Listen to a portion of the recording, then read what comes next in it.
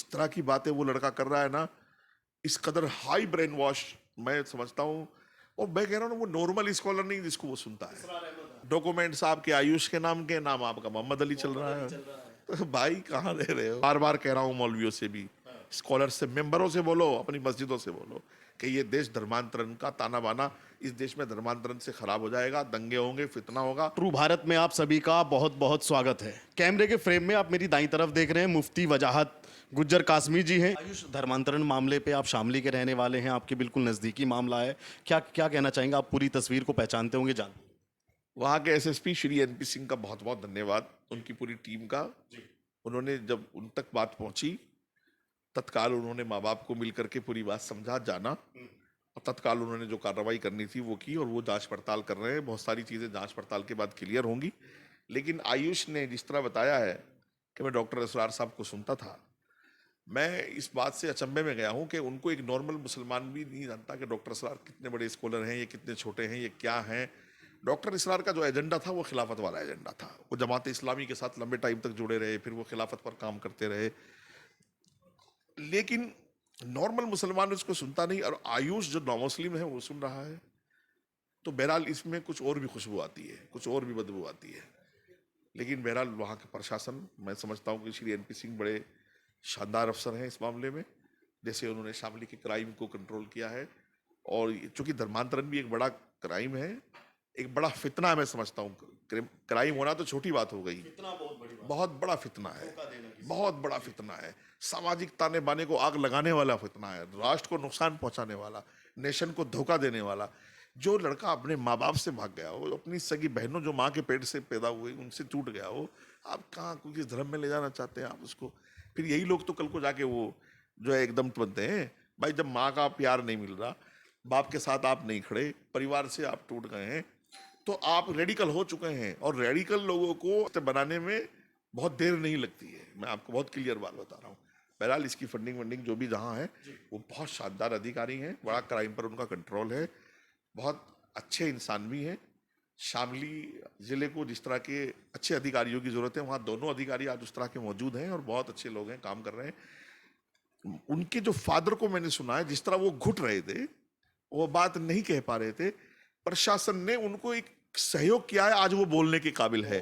जो एक बाप घुट रहा था, जिस बाप ने अपनी उम्मीदें, अपनी आस पढ़ा करके उस बच्चे से लगाई थी, और वो इतनी प्रॉपर्टी सब कुछ बना के उस बच्चे के लिए रखा था, उस बच्चे से बात करने में वो बाप घुट रहा था, उसको खोने का डर था, वो बात कह नहीं पा रहा था।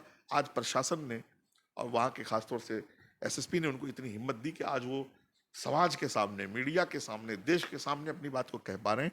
मैं, अगर वो बच्चा मुझे सुन ले, मैं उसको रिक्वेस्ट करूंगा कि मजहब इस्लाम का खुद का तकाजा ये है कि माँ बाप को आप नहीं छोड़ सकते। माँ बाप आपके लिए जन्नत है। आप अपनी बहनों के साथ रिश्ता नहीं छोड़ सकते, आपके वो खून के रिश्ते हैं। मैं रिक्वेस्ट करूंगा उससे, बच्चे से, कि देखो अपने माँ बाप की बात को सुनो, समझो, और उनके साथ बैठो। वो आपके साथ एक टुकड़ा खाने के लिए तरस रहे हैं, एक गिलास पानी पीने के लिए तरस रहे हैं। उन अब वो इस 60 साल की उम्र के एज के इस स्टेज पर है कि वो दूसरी औलाद अब उनको मयसर नहीं है।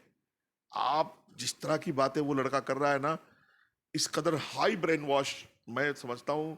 और मैं कह रहा हूँ ना, वो नॉर्मल स्कॉलर नहीं जिसको वो सुनता है। हाँ, वो नॉर्मल स्कॉलर नहीं। और मैंने कुछ ना, ये टुकड़े टुकड़े गैंग के पास कुछ पत्रकार भी हैं, कई उर्दू में भी, कोई कई हिंदी में भी लिखते हैं। मैंने देखा वो टुकड़े टुकड़े गैंग जो है ना, उसके पत्रकार जो हैं, वो हमारे श्री एनपी सिंह पर कुछ हमला कर रहे हैं कि वो, उन्होंने ये कहा कि वो डॉक्टर असरार के टच में है, वो 2010 में डेथ कर गए थे। उनका मिशन ने डेथ नहीं किया है भाई, सुन लो ध्यान से थोड़ा। टुकड़े टुकड़े गैंग, पत्रकार साहब, और खासतौर से उर्दू पत्रकारों, सुन लो भाई, थोड़ा दिमाग लगाओ, हल्का फुल्का, एक आध रोटी थोड़ा कम खा लिया करो। उनका मिशन मरा नहीं, उनका मिशन खिलाफत था। हजारों शिष्य, उनके बेटे, उनकी पूरी विरासत इस पर काम कर रही है। और ये श्री एनपी सिंह ने नहीं कहा कि वो डॉक्टर साहब, वो तो ठीक है, उन्होंने वो बात कोड की जो वहां आई है सामने। इनको नहीं दिख रहा पत्रकारों को, वो लड़का खुद डंके की चोट पर कह रहा है कि मैं डॉक्टर इसरार को सुनता था। शर्म नहीं आती इन लोगों को? ये राष्ट्र को हर तरीके से कमजोर करना चाहते हैं। कभी मच्छर बन के, कभी मक्खी बन के, कभी जानवर बन के, कभी कॉकरोच बन के, साले पता नहीं क्या क्या बनेंगे। घटिया। यूपी में तो धर्मांतरण पे भी ठोस नियम है, कानून है, और उल्लव जिहाद में भी है। तो यहाँ पे आपको लगता है कि धर्मांतरण आपका अधिकार है। धर्म आप कौन सा अपनाएंगे, मैं कौन सा अपनाऊंगा, ये मेरा निजी अधिकार है। लेकिन चूंकि संविधान का देश है तो हम प्रोसीजर को, कानून को फॉलो करके आगे जाएं। आपका पता ही नहीं है, डॉक्यूमेंट्स आपके आयुष के नाम के, नाम आपका मोहम्मद अली चल रहा है, तो भाई कहाँ दे रहे हो? समझ से बाहर है। संविधान को फॉलो करो, संविधान का देश है। और मैं बार बार कह रहा हूँ मौलवियों से भी, स्कॉलर से, मेंबरों से बोलो, अपनी मस्जिदों से बोलो कि ये देश धर्मांतरण का ताना बाना, इस देश में धर्मांतरण से खराब हो जाएगा, दंगे होंगे, फितना होगा। कोई बाप नहीं चाहता कि उसके बच्चे उससे जुदा हों, कोई माँ नहीं चाहती उसका बेटा, कोई बेटी उससे जुदा हो। तो ये धर्मांतरण की हरकतें छोड़ दो, मुसलमानों को अच्छा मुसलमान बनाओ।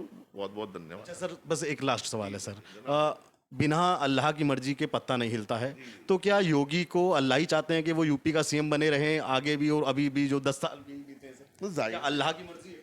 देखिए, बिल्कुल मैं ईश्वर को, अल्लाह को, चूंकि मैं खुद ईश्वर में विश्वास करता हूँ, अल्लाह को, ईश्वर को, भगवान को मानता हूँ कि अल्लाह, मैं मुसलमान हूँ, चूंकि मेरा अपनी आस्था जो है वो ये है कि एक अल्लाह है और लास्ट प्रॉफिट हमारे मोहम्मद सल्लल्लाहु अलैहि वसल्लम है। और मेरा खुद का भी ईमान ये है कि जो कुछ है वो अल्लाह करता है। ठीक है। अब मैं ये बात आप कर रहे हो बहुत दिन के बाद, जब मोदी जी प्राइम मिनिस्टर बने 2015 में मैंने पूछा। हाँ, वो अखबारों में भी लिखा गया। भाई ये बताओ, जब अल्लाह सब कुछ कर रहे थे, ये मोदी जी को किसने भेजा यार? ये मुझे समझाओ जरा। और फिर डबल डबल भेज दिया, तिबल अब योगी जी भी ऐसे हो जाएगा। ये मैं कहता हूँ, देखो, हाकिम की इज्जत करना ये इस्लाम सिखाता है। ये मुसलमान तो चलो अब तो वो थोड़ा थोड़ा कम हो रहे हैं जैसे जैसे सरकार बढ़ रही है, वरना मैं जानता हूँ, मैंने इनको बहुत बातें, खैर आपका इंटरव्यू लंबा हो जाएगा, मैंने इनको कई बातें ऐसी कही हैं जो अगर ये अपना लें तो देश में शामिल। मैंने कहा भाई देखो, पूरे देश का डीएनए, मैं पूरे अखंड भारत की बात कर रहा हूँ, पाकिस्तान, बांग्लादेश, अफगानिस्तान भी शामिल है, ये महादेव का डीएनए है। असल तो पूरी दुनिया का है ये महादेव का डीएनए, महादेव का डीएनए डंके की चोट पे आप माइक की पे चोट बोल पर। रहे हैं। हाँ, आपकी पूजा पद्धति आपने बदली है। कहीं क्रिश्चियन आप बन गए, कहीं सिख आप बन गए, कहीं हिंदू आप बन गए, कहीं मुसलमान आप बन गए हैं। डीएनए कौन बदलेगा आपका, जरा बताओ मुझे। चलो मैं कुछ मिसालों से भी समझा देता हूँ। जैसे मैं शामली का रहने वाला हूँ, आप भी शामली, सहारनपुर, मेरठ के उधर के कहीं के होंगे। वहाँ गुर्जर समाज हिंदू भी है, मुस्लिम भी है, जाट भी समाज दोनों है, और बहुत सारे समाज में बता सर, राजपूत भी, सब, यहाँ तक के पंडितों में भी मिल जाएगा आपको। मैं ये पूछता हूँ, क्या हिंदू त्यागी या मुसलमान त्यागी का डीएनए आप अलग कर सकते हैं क्या? कभी भी नहीं।